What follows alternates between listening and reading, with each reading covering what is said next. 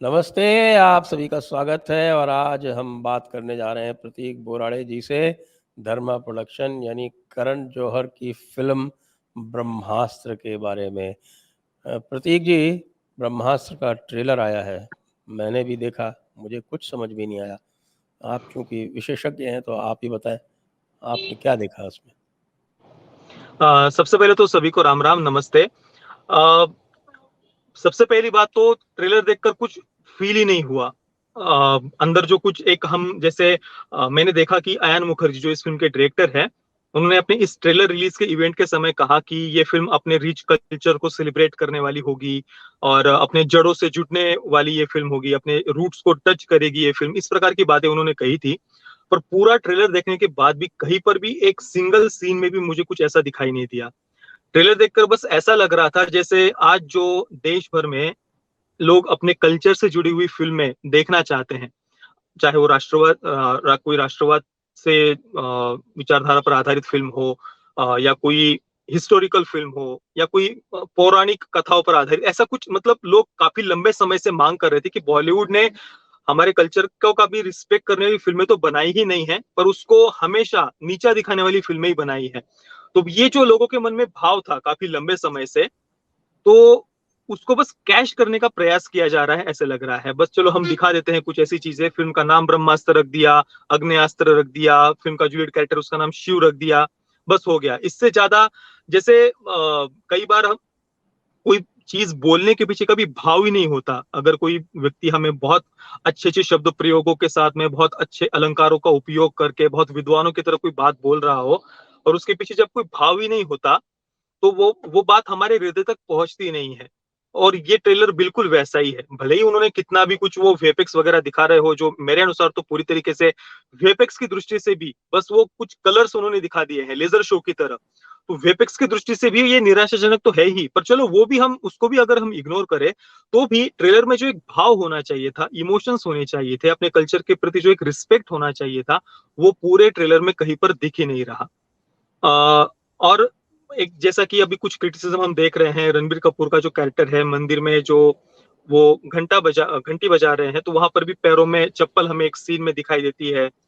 और दूसरा, अमिताभ बच्चन के कैरेक्टर का नाम गुरु रखा है उन्होंने।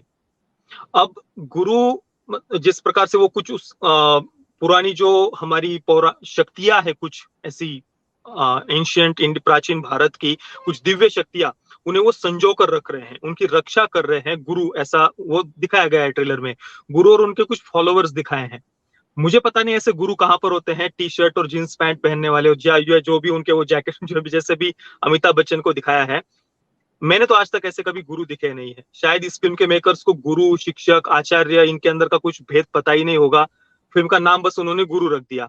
पर शायद जो कुछ भगवा वस्त्र हो, या तिलक लगाना हो, या चोटी रखना हो, या जनेऊ रखना हो, जो हमारी संस्कृति के सिंबल्स है, शायद वो दिखाने में उन्हें शर्म लग रही होगी, लज्जा का अनुभव हो रहा होगा, और इस कारण से बस गुरु नाम तो रख दिया गुरु उन्होंने, पर वो सिंबल्स जो हमारे प्रतीक है, चिन्ह है हमारे संस्कृति के, वो दिखाने में शायद वो उन्हें कुछ वो नहीं दिखा पाए वो। तो ये, और ऊपर से जो अमिताभ बच्चन और उनके जो कुछ फॉलोअर्स, वैसे एक सीन में देखिए ऐसे आकाश में हाथ कर रहे हैं, जी। और ऐसा कुछ वो ऊपर से वैसे कुछ लाइट्स आ रही है, और वो पूरा ग्रुप उनका दिखाया है, अमिताभ बच्चन और उनके फॉलोअर्स का। अब मुझे बताइए इसका कल्चर से क्या लेना देना है? कहीं पर भी उसमें कुछ ये कल्चर जो हमें दिखाई। मिरेकल वाला कल्चर तो क्रिश्चियन कल्चर है, ये उसे हाँ, मिरेकल्स तो इसमें वही तो माने जाते हैं, हमारी बाकी हमारी हमारे यहाँ तो संस्कृति मिरेकल्स से का कोई स्थान है नहीं। मिरेकल्स का कोई स्थान ही नहीं है। अगर आपको जीवन में कुछ अचीव करना है, प्राप्त करना है, चाहे आप आध्यात्मिक क्षेत्र में हो या भौतिक दुनिया में भी, भौतिक विश्व में भी अगर आपको कुछ प्राप्त करना है, तो सबसे पहले आवश्यक होता है कि आप अपने इंद्रियों पर संयम करें, मन पर संयम करें, वाणी पर संयम करें, जीवन में कुछ आप चरित्रवान बने, संयमित जीवन हो, ब्रह्मचर्य का पालन हो, भोग वासना से हम दूर रहे। और एक जब इस प्रकार से एक जीवन को संयमित हम करते हैं, तब हम कभी पर आध्यात्मिक मार्ग हो चाहे भौतिक जीवन में भी हम आगे बढ़ सकते हैं। और ये बात देखिए, मुकेश खन्ना जी ने शक्तिमान सीरीज में बहुत बढ़िया तरीके से दिखाई है। वहां पर शक्तिमान के जो गुरु दिखाए हैं ना, उन्हें प्रॉपर हमारी वैदिक परिधान में, वेशभूषा में उन्हें दिखाया है उनके गुरु को। और शक्तिमान शक्तिमान बनने से पहले, वो सारे सुपर पावर्स उसमें आने से पहले उसे योग करते हुए दिखाया है, ध्यान करते हुए दिखाया है, प्राणायाम या जो भी अपनी कुंडलिनी को कैसे वो जागृत कर रहे हैं शक्तिमान, ये प्रॉपर मुकेश खन्ना जी ने पहले एपिसोड में दिखाया है। हालांकि भले उस समय के वीएफएक्स वगैरह उतने कुछ खास नहीं थे 90 के दशक के दृष्टि से, पर फिर भी एक प्रॉपर अच्छी तरीके से उन्होंने हमारे कल्चर को दिखाया है। अब यहाँ पर रणबीर कपूर का जो कैरेक्टर है वो डीजे है, पार्टीज में वगैरह वो सॉन्ग्स बजा रहा है, आलिया भट्ट के पीछे पीछे घूम रहा है। अब ऐसा वो जो लट्टुओं की तरह लड़कियों के पीछे घूम रहा है, डीजे बजा रहा है, और वो कुछ ये सब ये नौटंकी वो जो करते हुए उसे दिखाया है। अब ऐसे व्यक्ति को आप दिखाएंगे कि वो दुनिया को बचाने वाला है और उससे सुपर पावर्स मिल रहे हैं, ब्रह्मास्त्र की ताकत उसे मिल रही है दुनिया को बचाने के लिए। ये मजाक नहीं है। तो इसमें किस एंगल से रिच कल्चर को सेलिब्रेट किया मैं तो नहीं समझ पाया। अगर रणबीर कपूर के कैरेक्टर को शिवा नाम है और उसे कुछ प्राचीन दिव्य शक्तियां उसे प्राप्त होते हुए दिखाना भी था, तो भाई उसे कुछ जीवन में कहीं पर वो कुछ संतों के पास जाकर या कुछ भी किसी भी प्रकार से वो अपने कुंडलिनी को जागृत कर रहा है, या प्राचीन दिव्य शक्तियां वो कैसे प्राप्त कर रहा है, कहीं पर किसी से उसने ज्ञान प्राप्त किया, योग प्राणायाम कुछ तो उसको दिखाते ना। अभी देखिए, अगर किसी को लग रहा हो कि यार ये इतना ऑड अभी मॉडर्न जमाने में ये कैसे दिखा सकते हैं, तो मैंने अभी अभी वो सीरीज चल भी रही है, एक जापानीज एनिमे है, डीमन स्लेयर उसका नाम है, बहुत ज्यादा फेमस एनिमे है, आप डीमन स्लेयर सर्च करिए। मैंने उसके रिव्यू में भी ये बात कही थी। अभी 2 वर्ष पहले उसका पहला सीजन आया, अभी दूसरा सीजन भी आ रहा है। अब सोचिए, जापानीज एनिमे है, पर उस पूरे एनिमे में जो भी अंदर की शक्तियों को जागृत करते हैं ना, जो मुख्य मुख्य पात्र है, उसके पीछे प्राणायाम की शक्ति दिखाई है। वो अपने श्वासोच्छ्वास पर नियंत्रण करते हैं, और श्वासों पर जितना जिसका नियंत्रण होता है उतनी उसकी शक्ति ज्यादा होती है। ये जापानीज एनिमे में दिखाया है, और पूरा श्वासों के नियंत्रण पर ही वो एनिमे दिखाई है।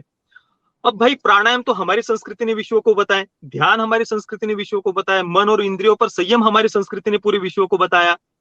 तो इन सब बातों को छोड़कर आप एक लड़की के पीछे भागने वाला लट्टू कैरेक्टर दिखा रहे हैं जो डीजे है, और उस कैरेक्टर के थ्रू आप दुनिया को दिखाएंगे कि वो उसने कुछ ब्रह्मास्त्र की शक्तियां प्राप्त कर ली।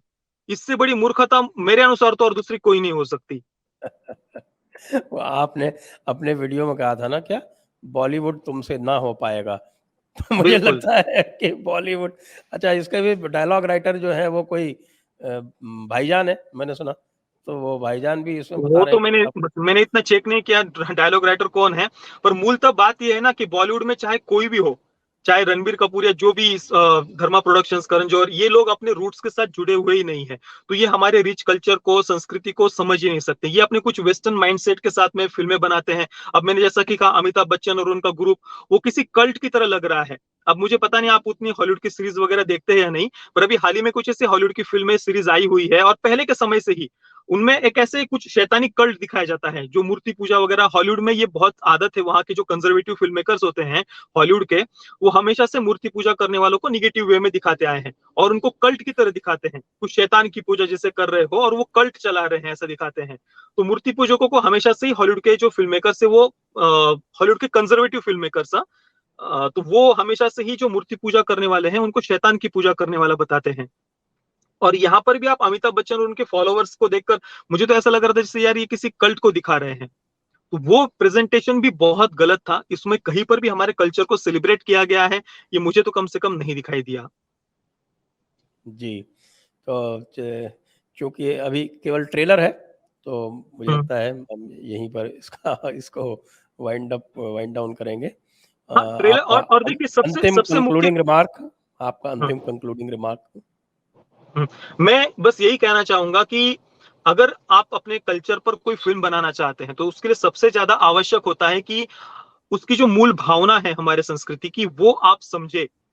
अब मैंने जो जापानीज एनिमे का उल्लेख दिया, मैं केवल डीमन स्लेयर ही नहीं, मैंने और भी कुछ जो एनिमेस देखी हुई है, कुछ एनिमे फिल्म्स देखी हुई है, उनमें गुरु परंपरा का सम्मान वो अभी भी करते हैं। उन्हें वो मास्टर कहते हैं, या जो भी वो जापानीज में जो भी शब्द उपयोग करते हैं, उनके प्रति जो रिस्पेक्ट होता है, एक जितना कठोर परिश्रम से आप कैसे वो शक्तियों को प्राप्त करते हैं, वो कठोर परिश्रम उनका दिखाया जाता है। कितना वो शरीर को तपाते हैं, कितना मन पर वो संयम करते हैं, बार बार वो प्रयास कर रहे हैं, गिर रहे हैं, उठ रहे हैं, और उनके जो गुरु है वो उनको उतनी कठिन परीक्षाओं से आगे लेकर के जाते हैं। डीमन स्लेयर में भी यही दिखाया है। जो मेन जो नेजुको, मुझे वो कैरेक्टर का याद नहीं आ रहा नाम पक्का, पर उसने भी उतने कठिन परिश्रमों से वो शक्ति प्राप्त की है, ऐसा दिखाया है। और वो उसके गुरु जिस प्रकार से उन्होंने बताया है, वो उस मार्ग पर चल रहा है।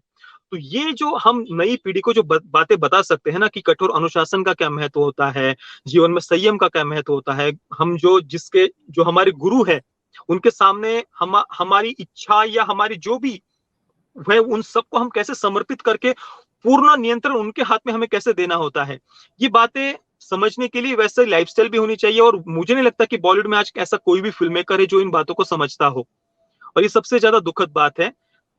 और अभी देखते हैं, मुकेश खन्ना जी की शक्तिमान आ रही है और मुझे उससे काफी एक्सपेक्टेशंस है कि वो ये सब बातें ठीक तरीके से अगर वे दिखाएंगे तो अवश्य ही वो शक्तिमान फिल्म से तो मेरी काफी अपेक्षाएं हैं। जी, तो आपका बहुत बहुत धन्यवाद प्रतीक जी। और धन्यवाद, धन्यवाद सर। जय हिंद, वंदे मातरम। वंदे मातरम।